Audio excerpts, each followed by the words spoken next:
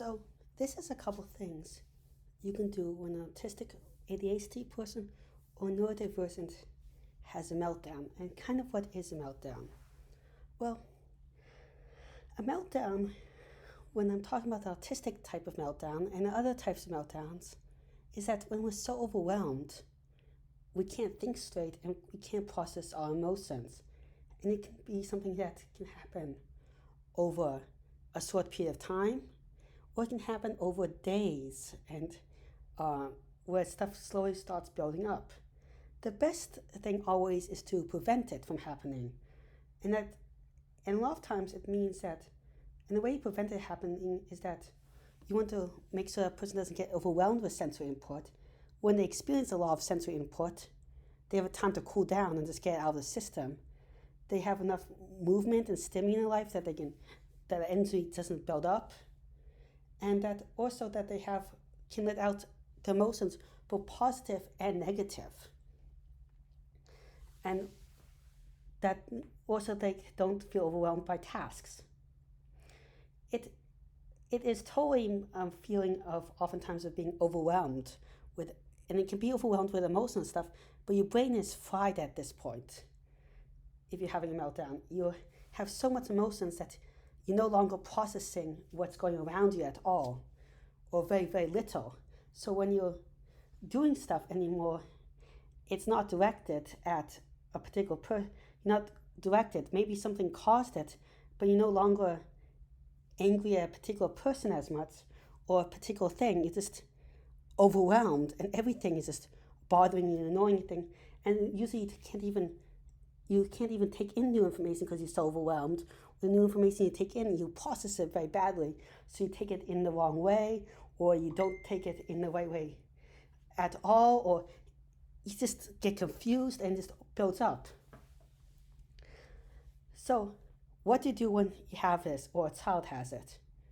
Well, the first thing to do is lower all sensory inputs. And that can be turning off the lights. It can be making less noise around them. Because everything, even if one thing caused it, everything now is building up because they're overwhelmed. If flashing lights caused it, now sounds will most likely bother them, and so on and so on.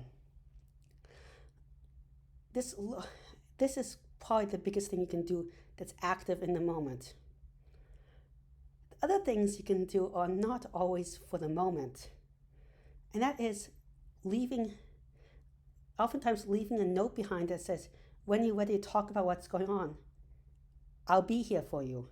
Or some message somehow that they know they don't have to respond right away to. And they might not even see the message, but when they calm down enough, they can look at it and know that you're there for them afterwards. You can also leave them a care packet, which can be simple as you leave them dinner by the door, or food by the door, or something that comforts them. But you don't want to force it on them, because even if it's something they really enjoy, they're not thinking at all straight. They're just overwhelmed, so everything can bother them. Something they normally we do like can make it worse. But what you do is, by leaving stuff behind like this, is that you make it so that in the long run, that they know they have a safe place to go to afterwards. They know they can take a break and it's safe and they'll be respected. They know that you'll leave them alone when they need to be left alone, and that they don't have to engage, and that also they will be more open to talking about it in the future before a meltdown. And being in a more trusting environment, they're less likely to bottle stuff up, or they're more likely to take breaks to prevent a meltdown. So that makes them a healthier person, and also makes them more likely to recover faster. Now, another thing is you can ask beforehand what calms them down. Because for a lot of people, sensory inputs do not calm us down. They make it worse. For a few of us, hugging or some music or something does help us and calm us down. But in a moment we can't think straight, we can't communicate straight. And you can make it much worse by giving yourself like a hug to someone that really hates being touched during it. So asking beforehand what they would want. And asking also beforehand what bothers them, because Maybe it's a smell that you don't notice, or maybe something you don't notice beforehand. Another thing that helps a lot of us is afterwards is giving us some water to drink after, because if we're crying or something or sweating, we can lose a lot of water or something, and that can make you feel worse afterwards. A fifth option that can help us in the long term and help us calm down is to show your appreciation by doing some tasks that was on our mind while we're having a meltdown, so we come back and see, oh, this was done. Maybe I was supposed to do my laundry, but you do the laundry for me in a non-judgmental way, understanding it. And I've had people do this to me, and it really does help a lot. The other things you can do is all preventative, and that is like giving space, lowering bad sensory inputs, figuring out ways to let people get energy, making a trusting environment, and so on, stuff like that. Also, what can help a lot of autistic people and ADHD people and more is that our thoughts are very unorganized usually. And that can lead to us being overwhelmed more easily. So just helping us organize our thoughts and feelings can really, really help us. But when you're helping us organize our thoughts and feelings, your job is to listen and talk it through with us. It's not to tell us what we feel directly, because you do not understand another person's brain ever fully. You do not understand other people. You are most like, you might think you have a lot more understanding than you do. Even with someone you know a long time, you might be thinking a totally different way than them, and so on and so on. So help them organize their thoughts, but don't say, hey, this is what you're feeling because of this, because that can get pretty gaslighty territory pretty quickly. So be careful with that. What absolutely not to do is force anything, because that's just probably going to make us worse when we're feeling overwhelmed, and we don't feel like we have a lot of control when we're having a meltdown. And any bit of control we do have, if you take it away from us, we feel even worse. So do not force anything on us. Do not force food on us, even if you think you make. Do not force us to go walk. Do not force us to listen to music. Do not force us to do anything that you think will make us feel better, because I know we do, because we are overwhelmed, and any making us do anything makes us feel like there's another burden on us. And that also includes, even if we normally like to be hugged or touched, which many of us don't like to be, we might not, because that's just another input.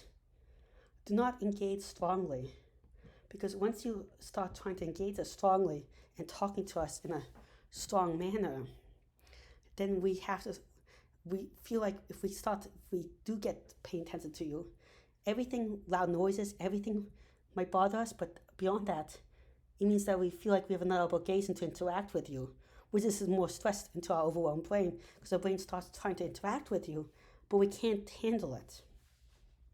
But also, do not, if you talk to us, infantilize us, because that can feel very condescending.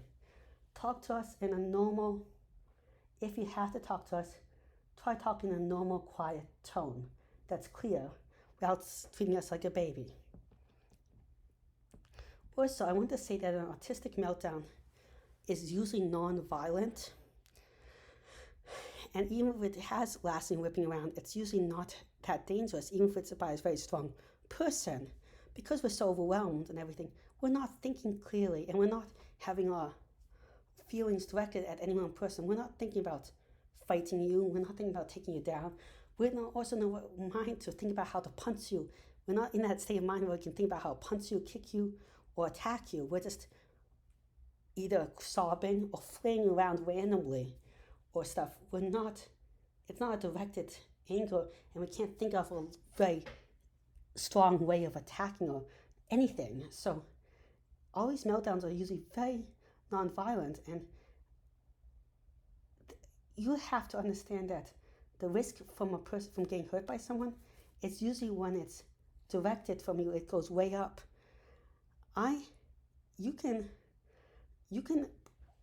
look at why doesn't an adult, when they play with a little kid, ever get hurt? The little kid ever gets hurt, even if the kid is roughhousing with the adult, because the adult isn't directed on them. An adult can do an adult can interact with them while they're play fighting, and they can both have a fun time because they just don't direct it. But a very little scrawny person has very little scrawny people have seriously injured MMA fighters when they're out to get them. They can pick up a weapon or anything and just attack them out of nowhere, and the person that gets hurt in a fight is usually a person that doesn't want to fight back or hurt the other person. Anyone can almost injure anyone else if they really, really want to. But on the other hand, a very strong person, if they're just flaying around, is not likely to hurt you as much because a punch is so much stronger than just a random slap that's not even aimed at you. A directed punch is like over 10 times stronger. I would have to look up the number, but I think I remember that. So no, they're not likely to hurt you at all. And that's a huge thing that makes people start roughhousing them.